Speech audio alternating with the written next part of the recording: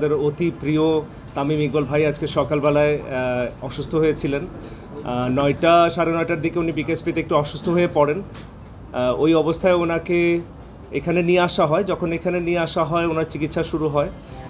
পরবর্তীতে আসলে উনি আমরা চিন্তা করি যে আসলে ঢাকা নিয়ে যাওয়া যাবে কি না। তো বিভিন্ন কারণে আসলে ঢাকা নিয়ে যাওয়া যায়নি, সেই ডিটেলস আসলে প্রয়োজনীয়।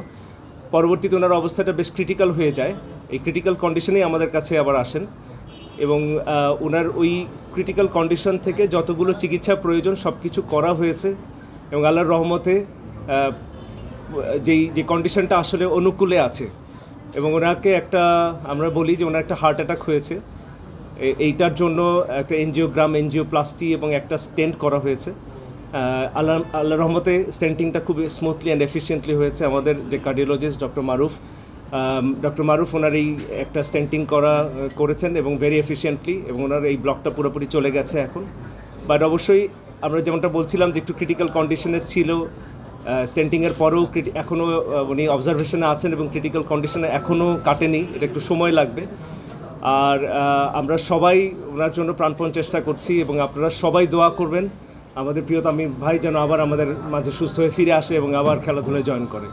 আপনাদের সবাইকে ধন্যবাদ। এই ডক্টর রাজীব এখানে মেডিকেল ডিরেক্টর হিসেবে আছি। আমাদের রেসপেক্টেড সিও স্যার মোহাম্মদ তৌফিক বিন ইসমাইল স্যার আমাদের হেড অফ দ্য ইনস্টিটিউট। প্রয়োজন ছিল, আল্লাহর রহমতে আমরা করতে পেরেছি।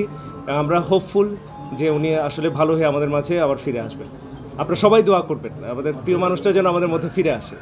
Thank you. ডক্টরও এটা বলেছে যে আমরা সঠিক সিদ্ধান্ত নেওয়া হয়েছে, এই জিনিসটাই সবচেয়ে ইম্পর্টেন্ট ছিল যে সঠিক সিদ্ধান্তগুলো প্রতিটা স্টেপে নেওয়া হয়েছে।